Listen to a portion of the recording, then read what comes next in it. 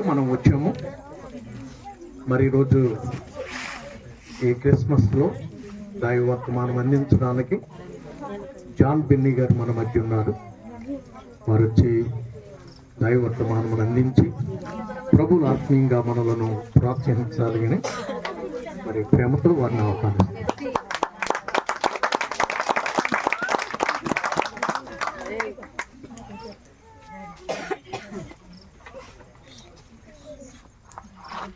ప్రభువును రక్షకుడైన యేసుక్రీస్తు వారి నామం పేరిట కూడి వచ్చినటువంటి ఈ క్రిస్మస్ పండుగకు దేవుని వాక్యం వినాలని, ఆయన సన్నిధిలో ఆయన పుట్టినరోజు పండుగలో నేను పాలు పంపులు పంచుకోవాలని ఇక్కడికి కూడి వచ్చినటువంటి మరి విశ్వాసులందరికీ, ఆశ కలిగిన ప్రతి ఒక్కరికి కూడా నా పేరు పేరు చొప్పున క్రిస్మస్ శుభాకాంక్షలు తెలియజేస్తున్నాను. Wish you happy Christmas. కేకులు తీసుకునే పనులు ఉంటున్నారు. Wish you happy Christmas. నన్ను ప్రేమించి నాకు ఈ అవకాశం ఇచ్చినటువంటి ఆత్మీయ తండ్రి గారు రాజ్బాబాయ్ గారికి, మరియు మరి ఈ సిఓసిఎం పరిచర్ల కన్వీనర్ కీర్తిబాబాయ్ గారికి, మరియు ఇంకా వేదికను అలంకరించిన ప్రతి పెద్దలకి నా హృదయపూర్వకమైనటువంటి వందనాలు తెలియజేసుకుంటున్నాను. కొద్ది నిమిషాలు దేవుని వాక్యాన్ని మనం ధ్యానం చేద్దాం. మనందరికీ తెలుసు, యేసుక్రీస్తు ప్రభువారి యొక్క పుట్టుక గల కారణం, యేసుక్రీస్తు ప్రభువారి లోకానికి పండగ చేయడానికి వచ్చారా? మొదటి ప్రశ్న. సమాధానం ఎవరు చెప్పగలుగుతారా? మనం పండగ ఆచరించడానికి, అంటే మనం పండగ చేసుకోవాలని యేసుక్రీస్తు ప్రభువారి లోకానికి వచ్చారా? యేసుక్రీస్తు ప్రభువారు వచ్చిన ఉద్దేశం ఏంటి? ఈరోజు మనం కొన్ని నిమిషాలు మనం ధ్యానం చేద్దాం. యేసుక్రీస్తు ప్రభువారి పుట్టుకని మనం ఎంతో పండుగగా ఆచరిస్తున్నాం. గత క్రిస్మస్లో దేవుని కృపను బట్టి ఇదే స్థానంలో, ఇదే ప్రదేశంలో నేను వాక్యం చెప్పడానికి దేవుడు నాకు అవకాశం ఇచ్చారు. మళ్ళీ ఇదే చోట్లో నేను వాక్యం చెప్పడానికి దేవుడు నాకు మళ్ళీ అవకాశం ఇచ్చారు. గత క్రిస్మస్లో చెప్పిన వాక్యం ఎవరికైనా గుర్తుందండి? చాలా సంతోషం. గుర్తులేదు అంటే ఏ క్రిస్మస్ కా క్రిస్మస్ కొత్త, కానీ అలా ఉండొద్దు దయచేసి. క్రిస్మస్ అనేది ఆనందం ఎంత ముఖ్యమో, ఈ ఆనందం ఇంటికి వెళ్ళేసరికి మర్చిపోతే ఇక దానివల్ల ప్రయోజనం ఏముంది కదా. దయచేసి ఇంటికి వెళ్ళి మర్చిపోయే విధంగా వినొద్దు, అలా ఈ వాక్యాన్ని మీరు గ్రహించొద్దు. చూడండి, లూకా సువార్త 2వ అధ్యాయము, ఇందాక మనం చదివాం వాక్య పఠనం. లూకా సువార్త 2వ అధ్యాయము 7వ వచనం ఒకసారి చదవండి.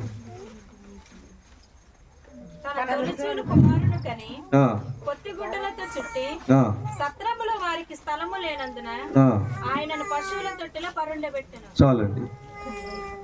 7వ వచనంలో మనం చదివాం, శిశువును కన్నది మరియా, పొత్తిగుడ్డలతో చుట్టింది, సత్రములో స్థలము లేనందున పశువుల తొట్టిలో ఆయనని పరుండబెట్టింది. ఈ ఒక్క వచనాన్ని నేను మీకు ఈరోజు వివరించాలని, ఈ క్రిస్మస్ యొక్క ముఖ్య ఉద్దేశాన్ని మీకు తెలియజేయాలని నా యొక్క ఇంటెన్షన్ అన్నమాట. ఇక్కడ రాయబడిన దాంట్లో ఒక ముఖ్యమైన సమాచారం ఉంది. మరి మీ క్రిస్మస్లో నాకు ఒక ముఖ్యమైనటువంటి ఒక దాన్ని టిఎల్ఎం, మనం టీచర్లు అందరికీ తెలుస్తుంది. టిఎల్ఎం అంటే అది చాలా ముఖ్యమైనది అనమాట క్లాస్ రూమ్లో. అది లేకపోతే క్లాస్ మనం చెప్పినా అర్థం కాదు కదా. ఆ టిఎల్ఎం అనేది ఒక ఐటెం ఉంటుంది, అట్లాంటిది వాళ్ళు లేదు. మరి ఏంటో వెనకాల పోస్టర్లో ఉంది, అదేంటి చెప్పగలుగుతారు మీరు? ఇక్కడ లేనిది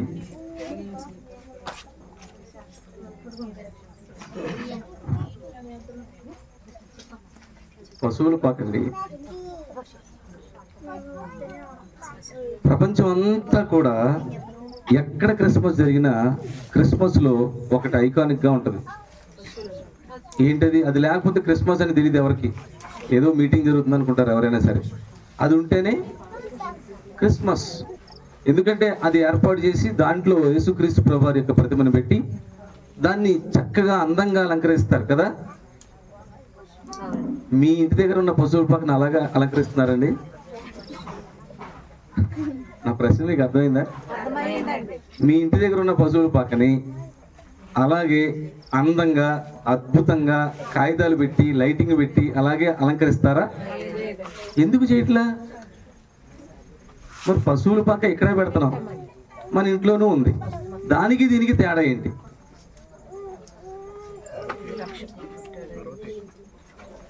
సమయం ఆలస్యం చేయను, చాలా చక్కటి ఈ సందేశం జాగ్రత్తగా వినాలని ఆశపడుతున్నాను. చిన్న ప్రార్థన చేసుకుని వాక్యంలోకి వెళదాం. తల ఉంచండి. మహాపరిశుద్ధుడా, ప్రేమగల తండ్రి, నీ ప్రేమకు వందనాలు. నీ వాక్యాన్ని వినబోచున్నాం. నిలబడింది నేను కాదు, నీ ఆత్మ చేత మాత్రమే నీ కార్యం జరిగించండి. దేవా, నీవు పుట్టిన ఉద్దేశం, నీవు ఈ లోకానికి వచ్చిన ఉద్దేశం గ్రహించగలిగినటువంటి హృదయం మాకు దయచేయండి. వినగలిగిన చెవులు మాత్రమే కాదు నాయన, గ్రహించి దాన్ని అవలంబించేటువంటి వారిగా మేము ఉండడానికి సహాయం చేయి. ఈ వాక్యమును శోధకుడు ఎత్తుకుని పోనివ్వకుండా నీ పరిశుద్ధమైన కంచెను ప్రతి ఒక్క ఆత్మ చుట్టూ వేయండి. బలమైన నీ హస్తాలకు అప్పగించుకొంచు యేసు నామమున ప్రార్థించున్నా తండ్రి, ఆమేన్. చదవబడినటువంటి వాక్యంలో ఒక ముఖ్యమైనటువంటి అంశం ఉంది. అది ఏంటంటే, సత్రములో చోటు లేనందున ఆయనను తీసుకొచ్చి పశువుల పాకలో ఉన్నటువంటి పశువులు నీళ్లు తాగే తొట్టిలో ఆయన పరుండబెట్టినట్టు మనం చదువుతున్నాం. ఈ పశువుల తొట్టి గురించి, అంటే పశువుల పాక గురించి నేను చాలాసార్లు విన్నాను. ప్రతి క్రిస్మస్కి వెళ్ళినప్పుడల్లా పశువుల పాక చూసి దాన్ని ఎంత బాగా అలంకరించారేంటి, ఎంత బాగుంది. ఎక్కడికి వెళ్ళినా కొత్తగా దాని యొక్క అలంకరణ చాలా అద్భుతంగా జరుగుతుంది. దాన్ని చూసినప్పుడు నాకు ఎప్పుడు ఆలోచన కలగలేదు. కానీ మొన్న వాక్యాన్ని ధ్యానం చేస్తున్నప్పుడు దేవుడు ఒక కొత్త అంశాన్ని నాకు ఈ విషయంలో తెలియజేశాడు. ఎట్లా అంటే, పశువుల పాకని మనందరం ఎలా చూస్తాం? పశువుల పాకలు ఎవరైనా పడుకుంటారా? పశువుల పాకలు ఎవరైనా అన్నం తింటారా? పశువుల పాకలు ఎవరైనా ఫంక్షన్ చేసుకుంటారా? పశువుల పాక దగ్గర కనీసం కొంచెంసేపు కూర్చుంటారా? పని వాసన బాగుందని. అసలు పశువుల పాకను చూసినప్పుడు మనకు కలిగేది అసహ్యం. దాని దగ్గరికి వెళ్ళినప్పుడు మనకు కలిగేది అసహ్యమైన దుర్వాసన. దాని దగ్గరికి వెళ్ళినప్పుడు మనకు కలిగేది అదొక లాంటి చేదరింపు. అంటే పశువుల పాక అనగానే మనకు వచ్చే ఫస్ట్ ఫీలింగ్ ఏంటంటే అసహ్యం, దుర్వాసన, చేదరింపు. దాన్ని మనం ఎవ్వరూ ప్రేమించాం, ఎవ్వరూ దాని దగ్గరికి వెళ్ళాలని కోరుకోం. కానీ యేసుక్రీస్తు ప్రభు వారి యొక్క మొట్టమొదటి పుట్టుకలో మొట్టమొదటి అంశం, మొట్టమొదటి మెట్టు, ఆయన పుట్టగానే పొత్తిగూడలతో చుట్టబడి ఎక్కడ పెట్టబడ్డాడు? ఆయన పశువుల తొట్టిలో పెట్టబడ్డాడు. దీని వెనక ఉన్నటువంటి అర్థమైంది పాస్టర్ గారు, నిజమే మీరు చెప్తున్నారు, ఇవన్నీ మాకు తెలిసి వినిపించాలి, కానీ దీని వెనక ఉన్న లోతైన అర్థం ఏంటి మాకు చెప్పండి అంటే 3 అంశాలు మీకు తెలియజేస్తాను.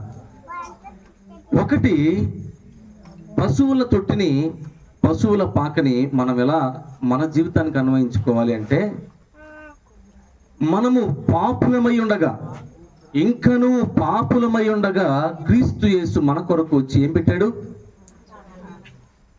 పెట్టాడండి? ఆయన రావాల్సినానికి కారణం ఏంటి ఇప్పుడు తెలిసిందా మీకు? మనం ఏమై ఉన్నాం? పాపులమై ఉన్నాం. మన పిల్లల్ని స్కూల్లో వేసామనుకోండి, బాగా అల్లరి చేసే పిల్లడు ఉన్నాడు. మాస్టర్ మాట వినకుండా మాస్టర్కి ఎదురు చెప్తూ చాలా గర్వంతో అహంకారంతో ప్రవర్తించే పిల్లోడు ఉన్నాడు. మన పిల్లోడిని అరే వాడితో స్నేహం చేయాలి అంటారండి? ఎవరన్నా అంటారండి? ఎందుకనరు? వాడిలో లేనిదేంటి? మంచి లేదు. మనం వాడిని అసహించుకుంటాం, వాడిని మనం దూరం పెడతాం, వాడితో స్నేహం చేయడానికి ఇష్టపడం, వాడిని చాలా దూరం పెడతాం. వాడితో స్నేహం చేస్తే మనం ఎక్కడ పాడైపోతామో, మనం ఎక్కడ నశించిపోతామో అని మనము వాళ్ళని దూరంగా ఉంచడానికి ఇష్టపడతాం. కానీ యేసుక్రీస్తు ప్రభువారు చేసిన గొప్ప పని ఏంటో తెలుసా? ఆయన ఉన్న ఆ పరిశుద్ధ స్థలాన్ని విడిచిపెట్టి పాపులమైన మన చోటికి ఆయన దిగి వచ్చాడు. ఆ విషయాన్ని చెప్తున్న మొట్టమొదటి అంశం ఏంటంటే, అయ్యా, కంపు కొడుతున్న నీ దగ్గరికి, కంపు కొడుతున్న నీలోకి, అసహ్యంతో నిండిపోయిన నీలోకి, పాపమనే నీచమైన స్వభావం కలిగిన నీ దగ్గరికి అతి పరిశుద్ధుని నేను వచ్చానయ్యా, నేను వచ్చాను. ఈ విషయాన్ని మొట్టమొదటి ఐకానిక్గా, అంటే ఒక ఎగ్జాంపుల్గా దేవుడు పశువుల పక్కన చూపిస్తున్నాడు. నేను ప్రశ్న వేశాను మొదటే, మనం ఎవరం కూడా పశువుల పాకలో ఉండడానికి ఇష్టపడం. ఎందుకంటే అక్కడ అసహ్యంతో ఉంటుంది, నీచం ఉంటుంది, అదొక భయంకరమైన రోత ఉంటుంది. దాన్ని చూసినప్పుడే మనకి అదొలాంటి దుర్వాసన కలిగి అక్కడికి వెళ్ళడానికి ఇష్టపడం. మన బ్రతుకుల్లో కూడా మనం ఎలా ఉన్నామో తెలుసా? అసహ్యమా. చూడండి ఒకసారి కీర్తన గ్రంథంలో మాట రాయబడి ఉంది.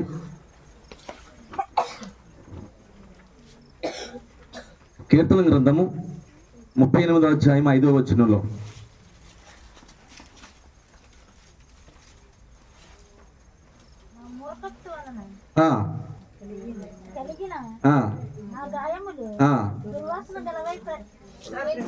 చాలు. దేనివల్ల ఆ దుర్వాసన కలుగుతుందట ఆయనకి? మూర్ఖత వలన చేసిన పాపాల వల్ల దుర్వాసన కలుగుతుంది. మనం కూడా ఏం చేశాం? మన జీవితాల్లో దేవుడు ఉన్నాడని తెలుసు, దేవుడు చూస్తున్నాడని తెలుసు, దేవుడు మనల్ని ప్రశ్నిస్తాడని తెలుసు, సమాధానం చెప్పాలని తెలుసు.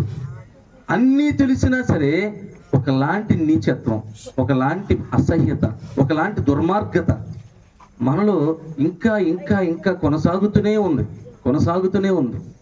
ఇది చూసినటువంటి యేసుక్రీస్తు ప్రభువారు అడిగాడు, అయ్యా మరి ఎవరు నీతిమంతులుగా కనపడుతున్నారు భూమి మీద? ఎవరూ లేరుగా. మరి ఇప్పుడు ఎవరు వెళ్ళి ఈ లోకాన్ని రక్షించాలి? ఎవరు వెళ్ళి ఈ లోకాన్ని కాపాడాలి? ఎవరు వెళితే ఈ లోకాన్ని రక్షించగలరు అంటే యేసుక్రీస్తు ప్రభువారు ఒక్కడే చేయెత్తాడు. ఎందుకంటే ఆయన ఒక్కడే పరిశుద్ధుడు కనుక, ఆయన ఒక్కడిలోనే పరిశుద్ధి ఉంది కనుక. ఏ మానవాళి భూమి మీద పుట్టినటువంటి ఏ మనిషి కూడా, నరరూపిగా పుట్టినటువంటి ఏ మనిషి కూడా భూమి మీద నీతి కలిగిన వాడు కాడు. నీతి న్యాయములు వారిలో లేవు. దుర్వాసన కొడుతున్నారు ప్రతి ఒక్కరు. దుర్వాసన పోగొట్టేది ఏంటండి? దుర్వాసన పోవాలంటే ఏం చేయాలి? దుర్వాసన పోవాలంటే ఏం చేయాలి? నేను ఈ మాట ఇప్పుడు చెప్పొచ్చు చెప్పకూడదు కానీ చెప్తున్నా.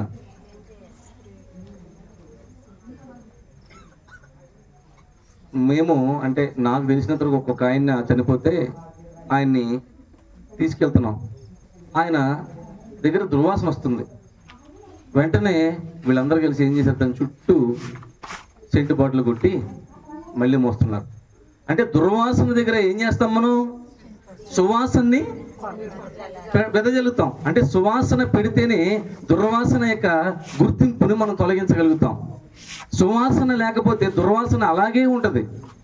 సువాసన కావాలి కాబట్టి అక్కడ దాని అవసరం ఉంది. కాబట్టి యేసుక్రీస్తు ప్రభువారు చేసిన పని ఏంటో తెలుసా? మొట్టమొదటగా ఆయన చేసిన పని దుర్వాసన ఉన్న చోటికి ఆయన వచ్చాడు. ఆయన రాగానే మొట్టమొదటి ఒకటి వచ్చిందండి. ఆయన వచ్చిన చోటికి కొన్ని బహుమానాలు వచ్చినాయి. ఆయన వచ్చిన చోటికి కొన్ని బహుమానాలు వచ్చినాయి. అవేంటో చెప్పగలరా? మీ అందరూ బాగా తెలుసండి, మీ అందరికి చాలా బాగా తెలుసు. 3 ఏంటండి? ఓకే. ఇప్పుడు ఇందులో సువాసన ఇచ్చేది ఏంటి? తెలిసిపోయింది మీకు. ఇప్పుడు సాంబ్రాణి అనేది దేని గుర్తుగా కనబడుతుంది? యేసుక్రీస్తు ఎప్పుడైతే ఆ యొక్క పశువుల పాకలోకి ఆయన చేర్చబడ్డాడో, ఆయన వచ్చాడో, మొట్టమొదటి ఏం కలిగింది? దుర్వాసన పోగొట్టేటువంటి సువాసన బహుమానంగా చేర్చబడిపోయింది. ఏమైందండి? దుర్వాసనను పోగొట్టేటువంటి సువాసన సాంబ్రాణి రూపంలో అక్కడికి చేర్చబడిపోయింది. యేసుక్రీస్తు ప్రభువారు మన జీవితాల్లో కూడా వస్తే కంపు కొడుతున్న మన జీవితాలు కూడా దుర్వాసన పోగొట్టి సువాసనగా మార్చేటువంటి గొప్ప బహుమానం మనకి ఇస్తాడు దేవుడు. హల్లెలూయా. ఇంత అద్భుతమైనటువంటి ఒక సారాంశం దీంట్లో దాగుందని నేను అది చదివి అర్థం చేసుకునేంత వరకు నాకు అర్థం కాల. ఏంటి పశువుల పాక, ప్రతి చోట పశువుల పాక పెడతారు, దీంట్లో ఏముందా అని చెప్పేసి నేను దాన్ని లోతుగా ధ్యానం చేయడం స్టార్ట్ చేసినప్పుడు దేవుడు నాకు ఇచ్చిన గ్రహింపు అన్నమాట. నిజమే కదా, మన జీవితాలు మనం పాపులమై ఉన్నామంటే అర్థం ఏంటి? పాపంతో మనకేమొస్తుంది? అసహ్యత వస్తుంది. మనల్ని చూసిన వారు ఏమని, చిచ్చి వీడు పాపాత్ముడు రా, వీడితో స్నేహం చేయకూడదురా, వీడితో సహవాసం ఉండకూడదురా, అసలు వీడితో మనం ఏమాత్రం బియ్యం పొందకూడదురా. అంతే కదా మనం పాపులు చూడడానికి అనుకున్నాం. తప్పు చేసిన వాడిని చూసినప్పుడు మనకు కలిగే ఫీలింగ్ అదే. అందుకనే యేసుక్రీస్తు ప్రభువారు ఏం చేశారంటే, నిన్ను ఆశ్రయించుకునే వారి దగ్గర నిన్ను సువాసనగా మార్చడానికి ఆయన ఈ లోకానికి వచ్చాడు. నిన్ను చేదరించుకునే వారి దగ్గర నువ్వు ఆశ్రయంగా మారడానికి ఆయన నీ దగ్గరికి వచ్చాడు. ఆయన చూపించాడు మొట్టమొదట ఏమనంటే, ఇదిగో దుర్వాసన కొట్టేదే ఈ చోటు, దుర్వాసనకి నిలయంగా ఉన్నదే ఈ చోటు, కానీ నేను వెళ్ళాను ఈ చోటులోకి, కాబట్టి ఇది సువాసనగా మార్చివేయబడింది. అందుకనే అనుకుంటా ప్రతి చోట మీరు చూడండి, ప్రతి క్రిస్మస్లో పశువుల పక్క లేని క్రిస్మస్ ఉండదు. అక్కడ పశువుల పక్కనేమో మనం దూరంగా పెడతాం, ఇక్కడ పశువుల పక్కనేమో నీట్గా అలంకరిస్తాం. ఎందుకంటే ఇక్కడ దుర్వాసన రాదు. ఇక్కడ ఏమొస్తుంది? ఎవరున్నారు ఇక్కడ ఇందులో? రైట్, యేసుక్రీస్తు ఉన్నాడు కాబట్టి అది సువాసనగా మార్చబడి దీన్ని అలంకరిస్తున్నావు. అక్కడ యేసుక్రీస్తు లేడు కాబట్టి నువ్వేం చేస్తున్నావు? దాన్ని అసహించుకుంటున్నావు. నీ జీవితం కూడా ఒక్కసారి పరిశీలన ఇలాగే చేసుకో. నువ్వు సువాసనకి నిలయంగా మారాలని నువ్వు ఆశపడితే మొట్టమొదటి నువ్వు ఎవరిని చేర్చుకోవాలి? యేసుని చేర్చుకోవాలి. ఆయన ఎక్కడో లేడు, నీలోనే ఉన్నాడు. కానీ నువ్వు గుర్తించాలి, యేసు నాలో ఉన్నాడని. యేసు నాలో ఉన్నాడని నువ్వు గుర్తించిన రోజున ఆ పాపాన్ని, ఆ దుర్వాసన కొట్టేటువంటి ఆ అసహ్యతని నువ్వు విడిచిపెట్టిన రోజున నీకు అది సువాసనగా మార్చడానికి దేవుడు బహుమానంగా నీకు ఇస్తాడు. ఇక రెండో విషయాన్ని చూడండి. రెండోది బహుమానం ఏంటండి? మొదటి బహుమానం సాంబ్రాణి అయిపోయింది. రెండవ బహుమానం ఏంటి? బంగారం. బంగారం ఎవరైనా తీసుకెళ్ళి పశువుల పాకలో పెట్టుకుంటారా? మీరు దాచుకుంటారా? దాచుకుంటారండి? విలువైనటువంటి దాన్ని దేన్ని కూడా అసహ్యకరమైన చోట్ల మనం పెట్టడానికి ఇష్టపడం కదా. కానీ యేసుక్రీస్తు ప్రభు వారి కోసం బంగారం ఎక్కడికి తేబడింది? పశువుల పాకలకు తేబడింది. నీవు అర్థం చేసుకోగలిగితే, ఆలోచించగలిగితే, కంపు కొడుతున్న నీ జీవితంలోకి సువాసన ఎలా వచ్చిందో, అందరి చేత అసహించబడుతున్న నిన్ను బహుమానంగా మారుస్తాడు దేవుడు. హల్లెలూయా. బహుమానంగా మార్చాలి అంటే నువ్వేం చేయాలి? మొదట యేసుక్రీస్తుని నీ జీవితంలోకి తెచ్చుకోవాలి. చూడండి, యెషయా గ్రంథంలో ఒక మాట రాయబడి ఉంది. యెషయా గ్రంథం 62:11 ఇది ప్రవచన రూపంగా యేసుక్రీస్తు ప్రభువు దీని గురించి మాట్లాడాడు. ముందుగానే చెప్పాడు, ఒక బహుమానంగా నిన్ను మారుస్తాను నేను. ఎప్పుడు? నువ్వు నన్ను చేర్చుకున్న రోజున, నేను నీ కోసం రాబోతున్నాను, వచ్చిన రోజున నీకు బహుమానంగా నేను నిన్ను చేస్తానని చెప్పి ఆనాడే ప్రవచనంగా చెప్పాడు. యెషయా గ్రంథం 62:11 ఇది మాట రాయబడి ఉంది. చెప్పండి. యెహోవా సమాచారము ప్రకటింపజేయుచున్నాడు, రక్షణ నీ యొద్దకు వచ్చుచున్నది. ఇదిగో ఆయన ఇచ్చు బహుమానము. ఆయన ఏం చేస్తున్నాడు? రక్షణ ఇస్తున్నాడు. రక్షణతో పాటు నీకేమి ఇవ్వబోతున్నాడట? బహుమానమును ఇవ్వబోతున్నాడు. ఆ బహుమానం ఎలాంటిది తెలుసా? బంగారం లాంటి బహుమానం. ఎలాంటిదండి? బంగారం లాంటి బహుమానము. బంగారం లాంటి బహుమానాన్ని ఎవరు కాదంటారండి? మీరు కాదంటారా? బంగారం వద్దంటారా? ఎవరన్నా వద్దంటారా బంగారం? బంగారాన్ని తీసుకో, నాకు వద్దండి ఈ బంగారం, నేను తీసుకోనండి అని ఎవరైనా చెప్పగలిగితే ఇక వాళ్ళంతా తెలివి తక్కువ వాళ్ళు ఇంకొకరు ఉంటారని అనుకుంటాను నేను. దేవుడు ఇవ్వాలని కోరుకున్నది మన జీవితంలో వెలుగుని, సువాసనని, బహుమానంగా మనల్ని మార్చాలని, విలువైన వారిగా మనల్ని మార్చాలని ఆయన విలువ లేనివాడిగా ఈ లోకానికి వచ్చాడు. ఆయన ఎక్కడుండేవాడండి? అతి పరిశుద్ధమైన స్థలములో దేవదూతల చేత పరిశుద్ధుడు పరిశుద్ధుడు పరిశుద్ధుడని గాన ప్రతిగానముల చేత నిత్యము కొనియాడబడేటువంటి స్థానంలో నుంచి ఎక్కడికి వచ్చాడు?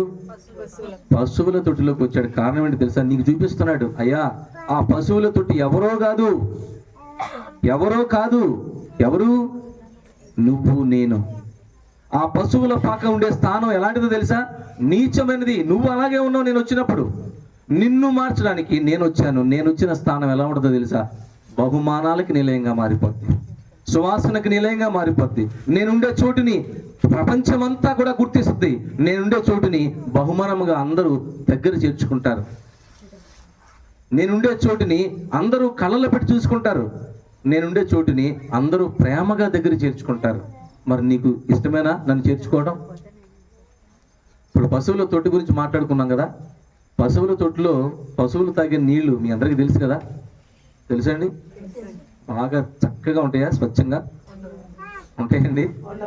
పశువులు తాగే నీళ్లు మీ అందరికీ తెలుసు కదా. కంపు కొడతా ఉంటాయి. అవి కూడా భయంకరంగా ఉంటాయి. అసలు వాటిని చూసినప్పుడే చాలా అసహ్యం వేసేస్తుంది. ఎందుకంటే మనం తినగా మిగిలిపోయింది, పాచిపోయింది దానికి వేస్తాం, అది తాగుతుంది. అట్లాంటి చోట్ల ఆయన వచ్చాడు, ఆయన పరుండ పెట్టారు. దీనికి కూడా ఒక సాదృశ్యం చెప్పమంటారా? యేసుక్రీస్తులో నుంచి జీవజల నదులు పారతాయి అనే ఒక మాట ప్రవచనం చెప్పబడిందా? కంపు కొట్టేటువంటి నీరుండే చోటులో నుంచి స్వచ్ఛమైన జీవజలము ఊహకపోతుంది అనడానికి అదొక గుర్తు. అంటే ఎక్కడైతే నీచత ఉందో, ఎక్కడైతే అసహ్యత ఉందో, ఎక్కడైతే మనం చేదరించుకునే స్థానం ఉందో అక్కడి నుంచే పరిశుద్ధత మొదలవబోతుంది అనేది ఆయన ఒక గుర్తుగా అట్లా మనకు చూపిస్తున్నాడు. దాన్ని మనం ఎలా తీసుకుంటున్నామంటే అదొక ఆచారంలో చేసుకుంటున్నాం. అదో ఆచారంలో చేసుకుని ఎక్కడో చోట అలంకరించి అక్కడ పెట్టేస్తున్నాం తప్ప దాని గురించిన ఆలోచన మన జీవితంలో ఎప్పుడైనా కలుగుతుందా? ప్రతి క్రిస్మస్, పోయిన క్రిస్మస్లో చెప్పాను మీకు నేను ఒక మంచి సందేశాన్ని, మర్చిపోయారు మీరు. కానీ మీరు గుర్తుపెట్టుకోండి, ఈ సందేశాన్ని మర్చిపోతే మాత్రం నేను చేయగలిగింది ఏం లేదు. మీరు చాలా జాగ్రత్తగా ఆలోచించండి. ఏది తప్పు, ఏది పాపం, దేని వల్ల నేను దేవునికి దూరం అయ్యా, దేని వల్ల లోకం నన్ను అసహించుకుంటుంది, దేని వల్ల నేను ఈ లోకానికి శత్రువులుగా మారా. కానీ మరలా మిత్రులాగా మారాలంటే నాకున్న ఏకైక దారి ఏంటి? ఆ దారి యేసుక్రీస్తు ప్రభువారు ఇప్పుడు వచ్చి చూపించాడు. నీకు ఇప్పుడు వచ్చి చూపించాడు. ఇదిగో దీనత్వము నేను మొదలు పెట్టాను. ఎక్కడ నీవు ఉండే చోట్లోనే నేను ఉన్నాను. నీకు అసహ్యము కలిగే చోట్లో నేను ఉన్నాను. నిన్ను అసహించుకునే వారికి నిన్ను బహుమానంగా మార్చడానికి నేను అక్కడికి వచ్చాను. నువ్వేం చేయాలి? దాన్ని గుర్తించాలి. నువ్వు తెలుసుకోవాలి, నిజమే నా చోటు అదే, నిజంగా నేను అలాగే ఉన్నాను, నిజంగా నేను కంపు కొడుతున్నాను, నిజంగా నా జీవితంలో స్వచ్ఛత లేదు, నిజంగా నా జీవితంలో పాపంతో నిండిపోయి ఉన్నాను కాబట్టి పరిశుద్ధుడు నా కోసం రావాల్సి వచ్చింది ఈ లోకానికి అని నువ్వు గుర్తించిన రోజున ఆ క్రిస్మస్కి నిజమైన విలువ నువ్వు తెచ్చిన వాళ్ళు అవుతావు.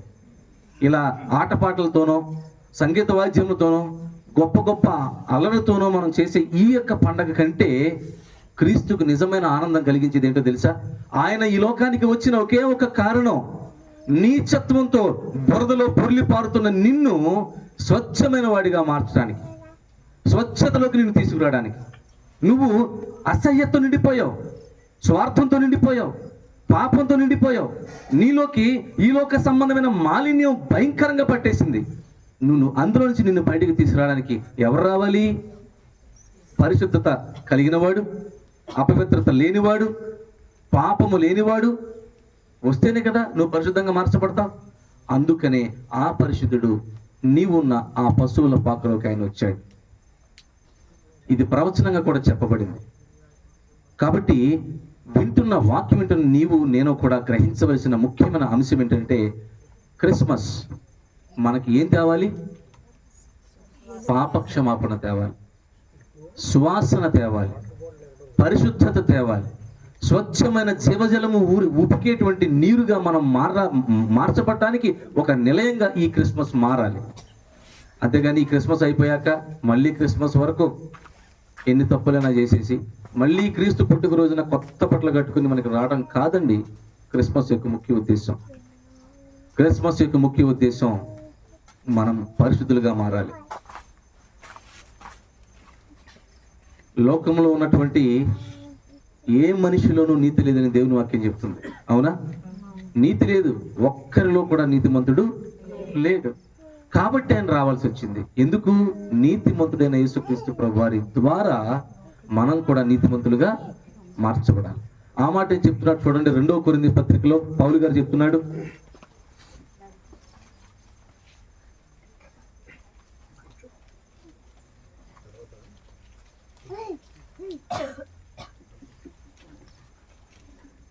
రెండవ కొరింథీ పత్రిక 2వ అధ్యాయంలో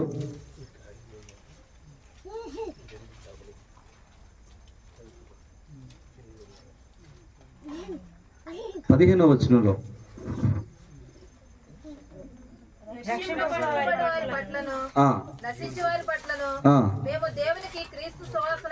చూశారు ఎంత అద్భుతంగా మాట్లాడుతున్నాడు పౌలు గారు. పౌలు గారు ఒక్కడేనా సువాసన? మరి నువ్వు నేను వద్దా? నీకు నాకు ఆ సువాసన వద్దా? నిన్ను నన్ను చూసిన వారికి ఆ సువాసన కనబడొద్దా? ఆ సువాసన ఆ సంతోషం కలగొద్దా? నువ్వు నేను ఎప్పుడేసిన గొంగళ ఎక్కడేసిన గొంగళ అక్కడే ఉన్నట్టు ఎప్పటిలాగే అట్లాగే క్రైస్తవులుగా ఉండిపోదామా? పేరుకి మాత్రమే క్రైస్తవులుగా. క్రీస్తును అనుసరించే ప్రతి ఒక్కరు క్రైస్తవులు కాదండి నా దృష్టిలో. అంటే క్రీస్తు దగ్గరికి వచ్చి చర్చికి వచ్చి బైబిల్ పట్టుకుని కొత్త బట్టలు కట్టుకుని నడిచేవారు క్రైస్తవులని నేను అనుకోను. క్రైస్తవులు అంటే ఎవరో తెలుసా? క్రీస్తు వలె సువాసన కలిగిన వారు, క్రీస్తు వలె వెలుగును వెదజమ్మగలిగిన వారు, క్రీస్తు వలె నీతి న్యాయములు చేయువారు, క్రీస్తు లాంటి పోలిక కలిగిన వారు మాత్రమే క్రైస్తవులు. మరి అలాంటి పోలిక నీలో ఉండాలంటే నువ్వు చేయగలిగింది ఏంటి? ఇప్పుడు నీలో ఉన్న కంపు కొట్టే స్వభావాన్ని ఏం చేయాలి? తీసేయాలి. కంపు కొట్టే చోటు లాంటి నీ చోటుని సువాసనగా ఆయన మార్చాలని ఆశపడుతున్నాడు. అందుకే వచ్చాడు నీకోసం ఇక్కడ క్రిస్మస్ రూపంలో, అందుకే వచ్చాడు ఈ లోకానికి. కానీ నువ్వేం చేస్తున్నావు? అసలు ఆ ఉద్దేశాన్ని తెలుసుకోవడం మానేసావు. ఎంతవరకు సంబరాలు చేసుకుంటున్నావు? ఎప్పుడు మామూలే, ఎప్పుడు మామూలు తప్పులే, ఎప్పుడు మామూలు పాపాలే, ఎప్పుడు మామూలు కోపాలే, ప్రతీకారాలే, పగలే. ఎప్పుడు మరి నీలోకి మార్పు వచ్చేది? ఎప్పుడు క్రీస్తు నిజంగా నీలో పుట్టేది? ఎప్పుడు క్రీస్తు నీలో నిజంగా పుట్టిన రోజున నిజమైన క్రిస్మస్ ఆనందాన్ని నువ్వు అనుభవిస్తావు. అలా నువ్వు అనుభవించాలంటే మొదట నీలో కావాల్సింది ఆ కంపు కొట్టే స్వభావం పోయి సువాసనగా మారాలి. ఆ నీచమైనటువంటి స్వభావం కలిగిన నీరు లాంటి ఆ అపరిశుభ్రమైన నీరు పోయి క్రీస్తులో నుంచి ఉబికే జీవజలము నీలో నుంచి ఉబకాలి. స్వచ్ఛత నీలోకి రావాలి. ఇక మూడవ బహుమానము ఏంటండి? బోళము. తెలుసా బోళం అంటే ఎవరికైనా మీకు? బోళము అంటే రెండు అర్థాలు ఉన్నాయి. ఒకటి వేదన, రెండవది శ్రమ. బోళము బహుమానంగా ఇచ్చారు. ఎవరిచ్చారు? ఈ బహుమానాలు ఇచ్చిన వాళ్ళు ఎవరండి? జ్ఞానులు ఇచ్చారు. మామూలు సామాన్యమైన వాళ్ళు ఇవ్వలేదు, ఆషామాషి వాళ్ళు ఇవ్వలేదు. ఎవరిచ్చారంటే ఈ బహుమానాలు ఎవరికి ఇచ్చారు? యేసుక్రీస్తుకి ఇచ్చారు. ఎలా పుట్టిన యేసుక్రీస్తుకి ఇచ్చారో తెలుసా? శరీరంతో పుట్టిన యేసుక్రీస్తుకి ఇచ్చారు. ఈ మాట చాలా బలంగా గుర్తుపెట్టుకోండి మీరు. శరీరముతో, శరీరధారిగా పుట్టిన యేసుక్రీస్తు ప్రభు వారికి 3 బహుమానాలు ఇచ్చారు. మొదటిది సువాసన సాంబ్రాణి, రెండవది బంగారము, మూడవది బోళము. నీవు నేను కూడా శరీరంతోనే ఉన్నాం. అంటే ఆనాడు యేసుక్రీస్తు ప్రభు ఒక మాట అన్నాడు, శరీరధారిగా నేనుండి మానవుని యొక్క ప్రతి ఒక్క క్రియను నేను, ప్రతి ఒక్క శ్రమను అనుభవించాను, ప్రతి పనిలో నేను ఉన్నాను, ప్రతి దాన్ని అనుభవపూర్వకంగా నేను తెలుసుకున్నాను అన్నాడు యేసుక్రీస్తు ప్రభు వారు. అంటే నీకు నాకు కలిగినటువంటి ఎదురయ్యే పరిస్థితులు కాకుండా కొత్తవేమీ ఆయనకి ఎదురవ్వలేదుగా. ఎదురైనయా? యేసుక్రీస్తును నువ్వు ఎప్పుడైతే అంగీకరించి నీలో చేర్చుకుంటావో మొట్టమొదటి నీవు వదిలిపెట్టాల్సింది ఏంటి? నువ్వు వదిలిపెట్టాల్సింది ఏంటండి? ఎవరో చెప్పలేరు ఈ మాట, నేను చెప్తాను చూడండి. నేను అనేదాన్ని వదిలిపెట్టాలి. ఏం వదిలిపెట్టాలి? నా అనేదాన్ని వదిలిపెట్టాలి. యేసుక్రీస్తు నిజంగా నీ ఒకరు చేర్చుకుంటే, నువ్వు గనక ఆయన రక్షకునిగా నువ్వు అంగీకరించగలిగితే నువ్వు వదిలిపెట్టవలసింది మొట్టమొదటిది ఏంటంటే నా ఇష్టం, నేను, నాకు సంబంధించింది, నాకు ఇష్టం వచ్చినట్టు అనే ఆ మాటలను విడిచిపెట్టేసేయాలి. నీ ఇష్టం కాదు, దేవుని చిత్తం. నీ సంతోషం కాదు, ఆయన సంతోషం. నువ్వు కోరుకున్నది కాదు, ఆయన